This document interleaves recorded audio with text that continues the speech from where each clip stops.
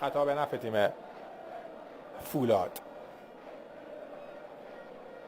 کارلوس کیروش رو ملاحظه میکنید خیلی با دقت دیگه این دفعه حواسش هست که